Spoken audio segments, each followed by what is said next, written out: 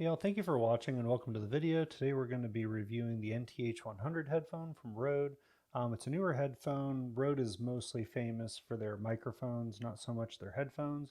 This is their first entry into the headphone market. It is a really good headphone, and I wanted to compare it since I have a lot of under $200 headphones that are really good options, to compare it to some of them. So we have the Sennheiser 58X headphone, the 560S. We have the DT770 and the AKG K361. And I will be reviewing for build quality. We'll also be looking at the power needed to power each of these options. And we will be looking at what I think of it overall in comparison to some of these other options. So if you haven't yet, please subscribe, like the video, and let's get started. The NTH-100 is a really well-built headphone. I had trouble saying that. It's got some unique features in it, so let's look at that.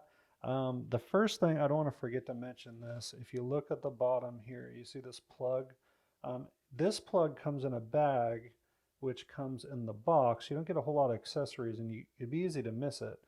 But if you take this out, this is how it'll come, it'll come with no cable inserted, so you'll have the cable separate, and then you'll choose where you want to plug this thing into. Now this cable is it's a pretty good quality cable, but it is a little noodly. It's not my favorite cable in the world, and as far as I can tell, it's proprietary. I could not find any third-party 3.5mm cables to go with it. The downside to that is that I really like to add a boom mics, but to options that I have that have removable cables. And for these, you can't. The good thing is that it's only $20 on the Rode website. The bad thing is that that's your only option as far as I can tell. If you guys know of a third-party option you can use, please let me know. As far as I know, you get what you get, and this is it. The good thing is you can install it on either side of this. So you can either do left or right, and let's just say we do right here. You get it in there and click it into place. So, but like I said, in the bag, you'll have this little guy here. Where is it? There we go. This little guy, and it needs to be inserted into here. It does have sonic qualities to it. So if you do not do that, what I found is that you end up with a boomier sound on some songs than you would without it. So this actually insulates and creates more resonance within the unit if you do use it that way. So I'd recommend if you get these, be really careful that you don't lose this thing and that you install it immediately into the headphone, because you can hear it. Like, I think the song that I heard it on was one I was really familiar with, which is Dreams by Fleetwood Mac. When you put it in there, you can hear a distinct difference in the boominess of the bass. Or is it the bass? I think it's the drum. It's the boom, boom. Like you hear that, and it tightens up when you insert this. So it's definitely something worth keeping an eye on and being careful with. I think in the bag also it comes with some colored tip things that just, I think that you put them around here, and that's so that if you're going to, I guess if you're in a studio and you're going to be sharing a bunch of these, that you have different colors, you can tell whose is who. So I won't use that, so that wasn't as much of a concern for me. The other thing that's good about these, if you look, they got clearly marked left, right, which is always a bonus for me. I don't know how many times I've had to look at a headphone. I can't figure out which is the left or the right. So that's just built in, so that's nice. It's got these ear cups, which are like this. They're not only very comfortable, they're almost like almost feel like gel. I think they actually might be labeled as gel somewhere in there, but they're actually a cooling pad that I've never seen before. So the cooling technology actually works pretty good. Obviously they're closed back, so over a certain point, they're still going to warm up over time. But these are a lot better than, say, like the K361s that I have here that are that basic pleather leather kind of thing. And it makes a really big difference in terms of just not feeling kind of sweaty and nasty over time. So extremely comfortable ear pads, one of a kind as far as I know in terms of the technology for the gel. Another option that I've never seen on a headphone before is this. So you can take this, you slide this up and down to where you want it, and then you just lock it back into place and you are good to go. And then it's never going to move on you. So if you want an option that, see, they put a lot of thought and effort into this, which is already a bonus. You look at somebody like the hi-fi where it feels like it was built in somebody's metal shop class at a high school or something. And this is just such a breath of fresh air. It's only $150, and I think it's got better build quality than a lot of the options that you'd find out there anywhere at any price. It uses a lot of metal. This is all metal here. This is plastic. But again, you get this area, which is this foam pad, which is very comfortable. And just in general, it's well built. It feels like it'll last, and a very comfortable headphone. And I think that's all I have to say about the build quality of it. Let's look at the build quality of a couple other options that are in this price range as well. All right, the next option that we will look at is the DT770. This is a classic. It's been around forever, extremely well made. One of the benefits to this is that this entire thing is essentially replaceable. Now, the pads tend to wear out faster than some other options, but they are this kind of velour, which is very comfortable. It does not isolate as well as a lot of other options out there, but I think the benefit is that it's very comfortable. You see inside of here, the ear cups are kind of small, so like even though this feels like you look and this feels big, this is definitely on the smaller side inside of here. I kind of have bigger ears, but it's still fine. I can use this, and it works great. So unless you have gigantic ears, I think you'll be fine. These are built for professionals, and if you look here, it's like kind of, I mean, this feels like a hard hat or something. All this hard metal here.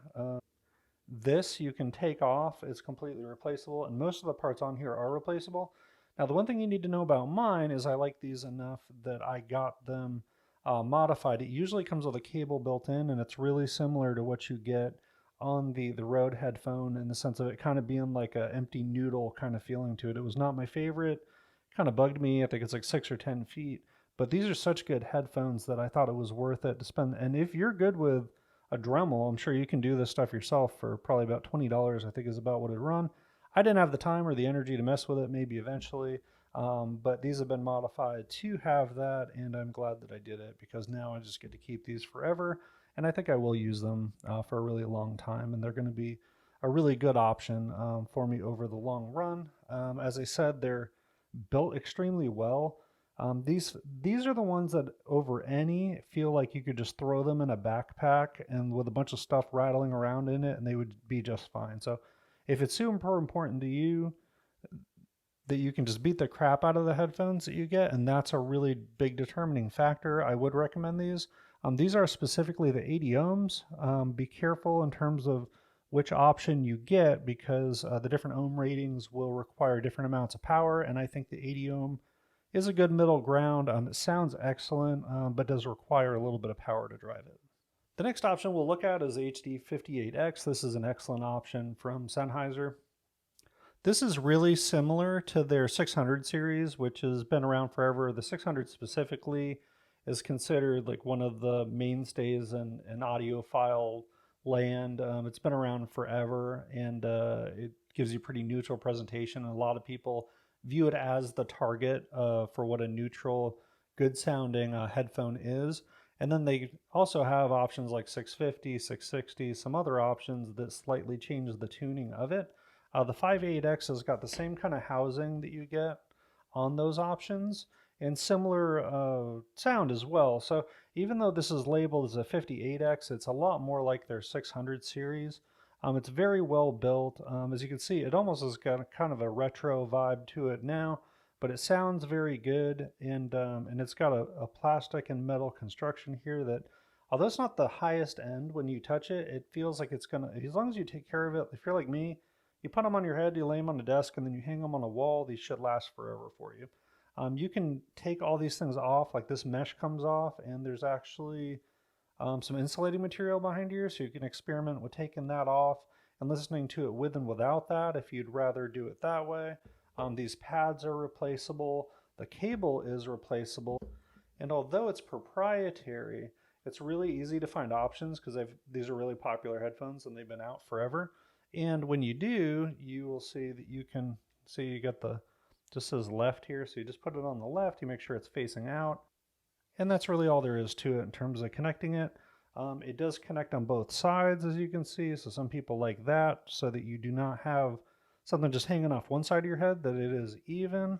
And if you look on mine, you will see this is not the stock cable that it came with, but for under $20, it's easy to buy a microphone replacement option with it. I use this for gaming sometimes. It's great. The headphone itself isn't the best for gaming, but if you're just basically going to casually need to hear what's happening in the background and being able to talk to the people that are on the mic, this is a really good option, especially because it's an open back headphone. So you don't get that hot ear thing that you get with some of the others. Now that being said, build quality is excellent. Can't complain about that. It is a little bit retro feeling, and for $150 now, a couple of years ago, it was a clear standout. I'll get into later why it may not be the top of the pile anymore, although it's still a really nice headphone. Okay, the next option that we will look at is the 560S by Sennheiser. This is a newer option. It's come out in the last couple of years. It's tuned very differently from the 58X, but it's a very good headphone. It's one of my favorites. You can actually get a boom arm 2.5mm locking style that goes into here, and when you buy it, then it actually attaches as a boom arm, and it's excellent for gaming. So you can use it for anything that needs precise imaging and sense of a soundstage, like really wide option. This is literally the best headphone that I've ever used for gaming, and it's a really good option. So there's nothing I have to complain about for that. I would if you had to use the stock cable. I've done another video on the cable and replacing it if you want to check that out. With the ability to replace the cable, it's a really good option.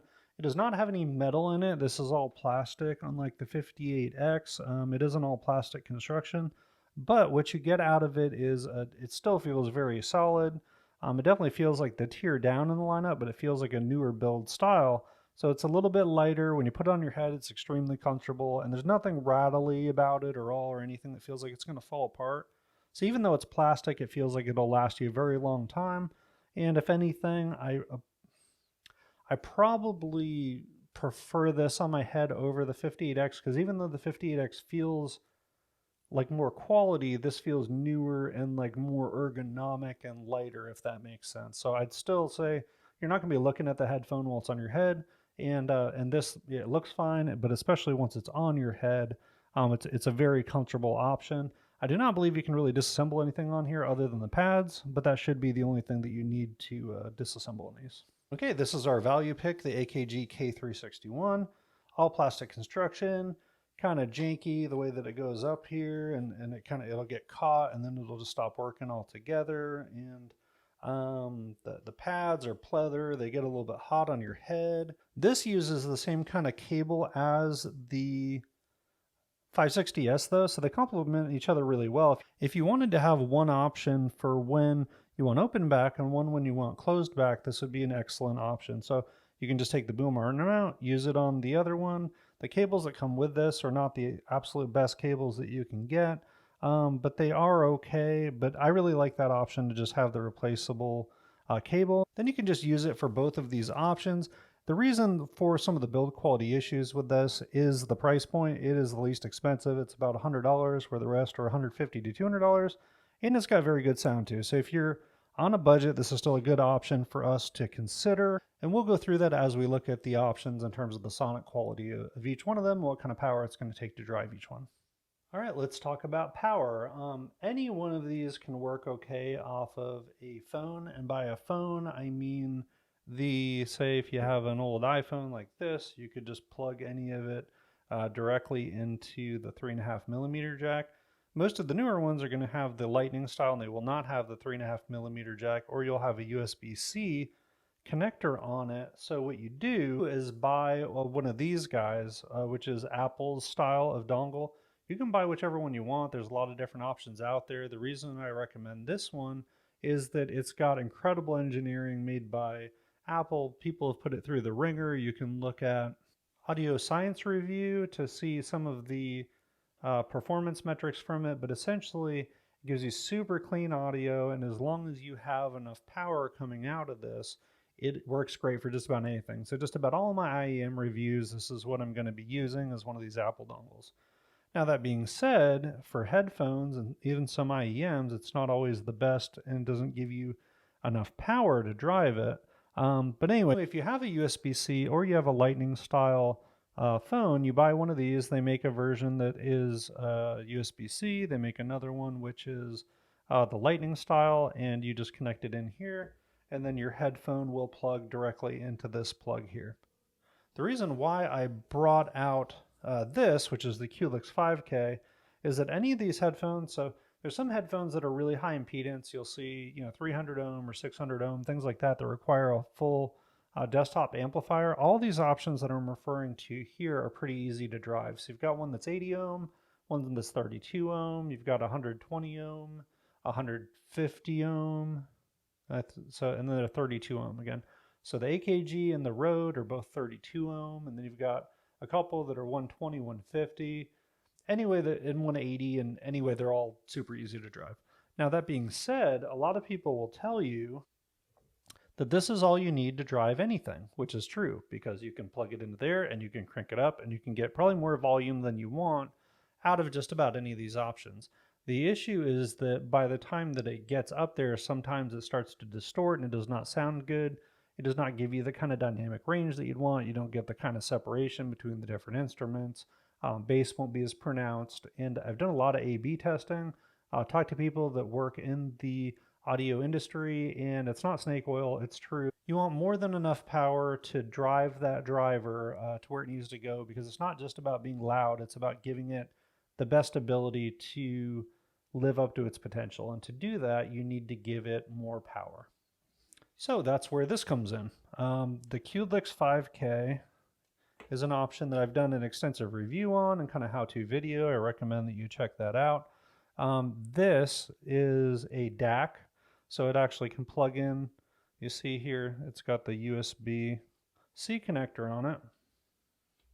So you can connect it directly into your phone here. Directly into your phone.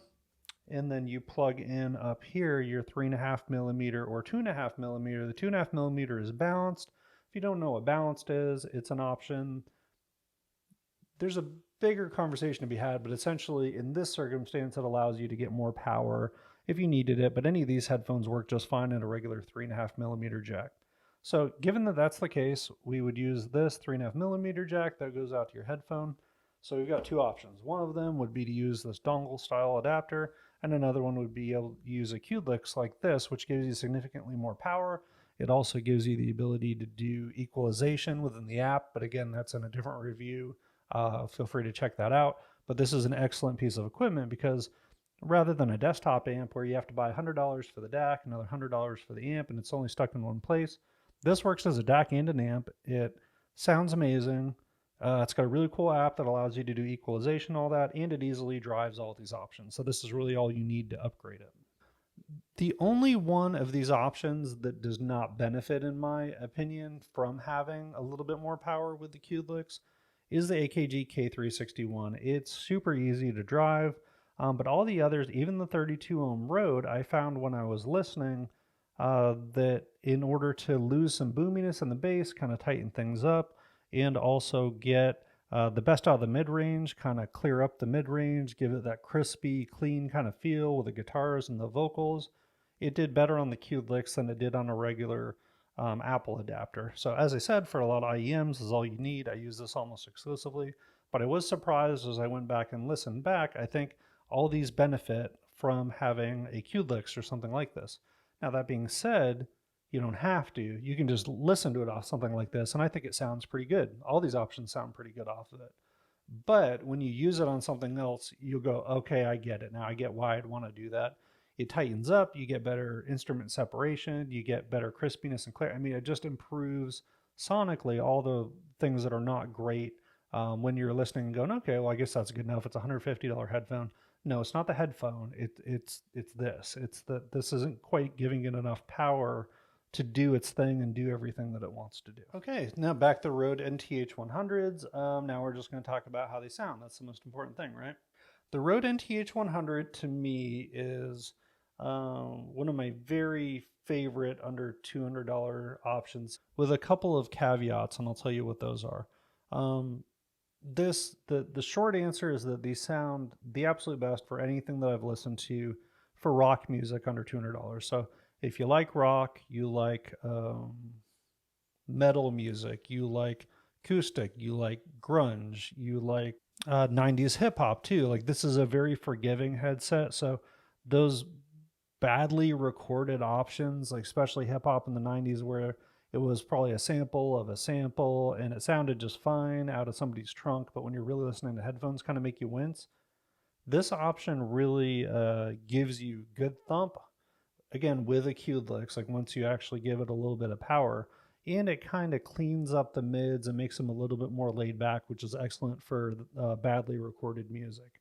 Also stuff like the Led Zeppelins, that are a lot of those albums that just sound like thin and kind of harsh. Leonard Skinner, like if you like any of that old stuff too, this is an excellent option to kind of lively those up and to get rid of some of the things that are unforgiving in those recordings.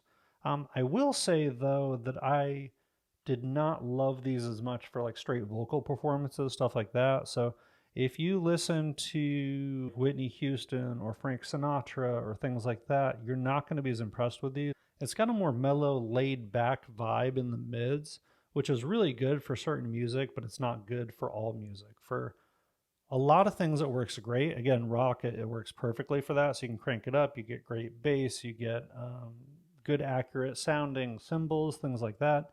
But the vocals aren't super sparkly is the downside that you'd get with it. So not my absolute favorite for a straight vocal performance. Orchestral tracks, like for me, it's usually movie soundtracks, things like that. Don't really recommend this for them. Again, it kind of gives you a more laid back, it's not quite as crispy and clean as I would like on some of those tracks. There's not a huge sense of imaging and soundstage. You get instrument separation and you get a little bit of soundstage, but it's all pretty intimate. It's still pretty close to you. It's enjoyable, but it's not spectacular, if that makes sense.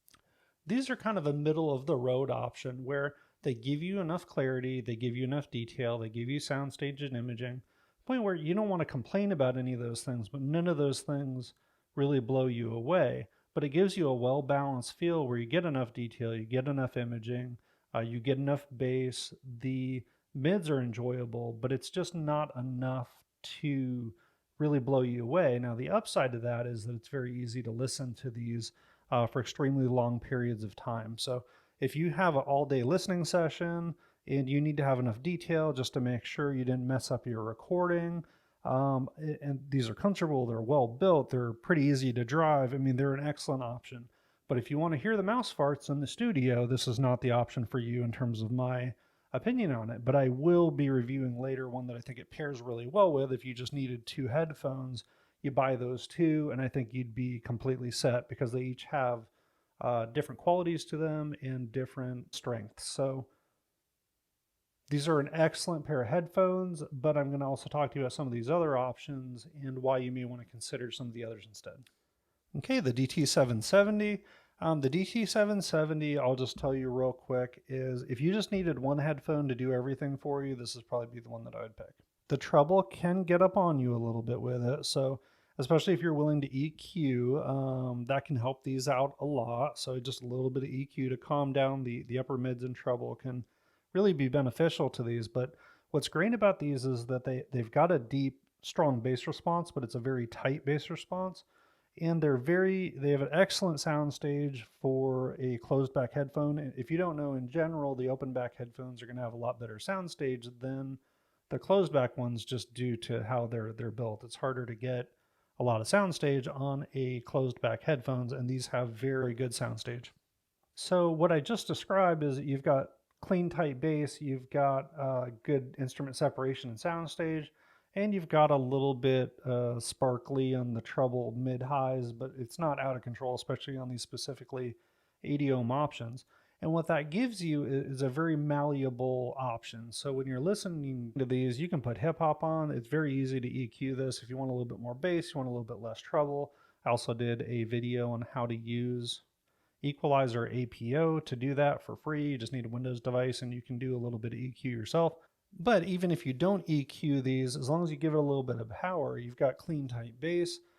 You've got that sparkly kind of treble. So that can work well for all kinds of different genres. It works well for rock and roll. It also works well if you've got the more instrumental tracks. It works well for vocalists. It works well for just about everything. So it's not a perfect tuning for a specific genre, but it's an excellent tuning for just about everything.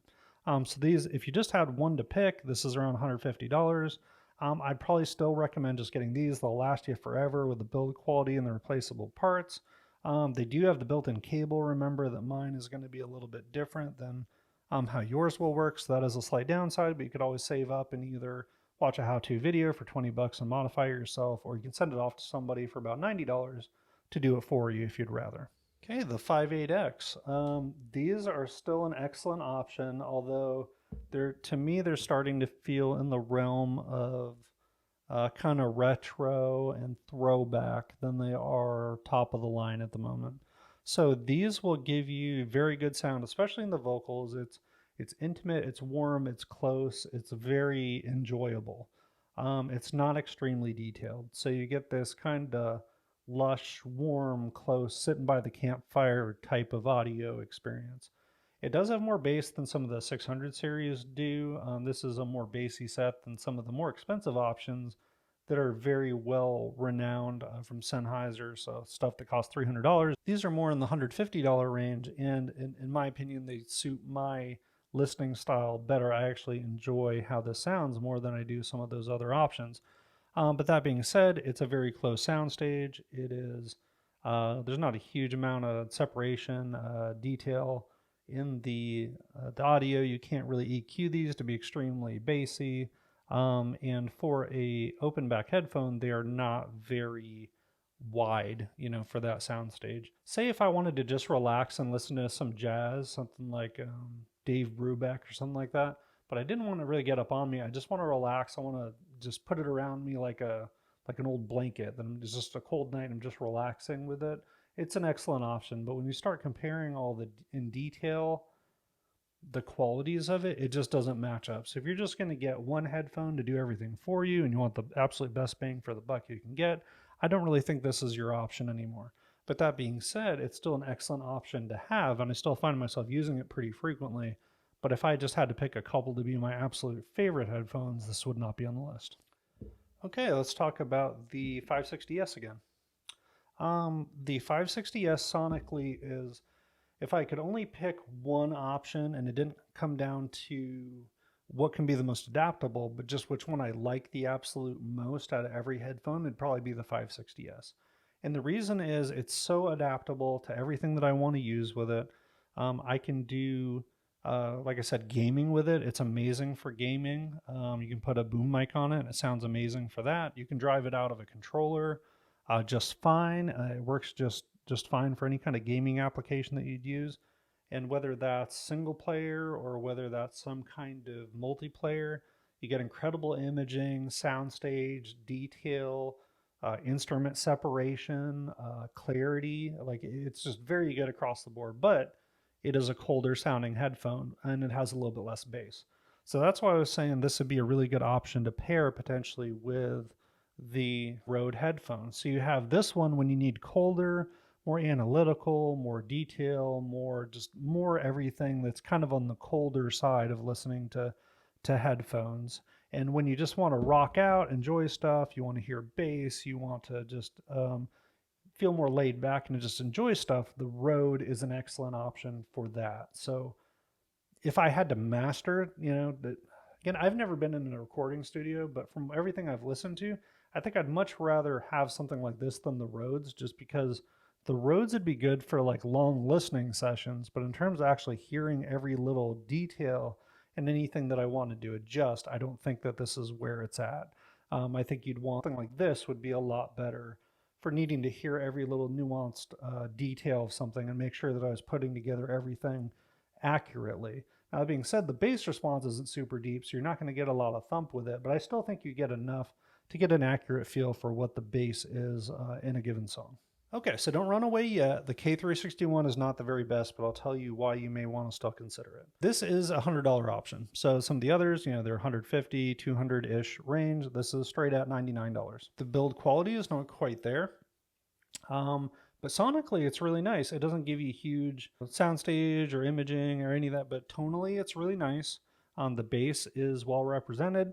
It is extremely easy to drive. So if you're on the budget side, this is the only one that I would just take the Apple dongle and just be fine with. So it's super easy to drive, easier than any of the others.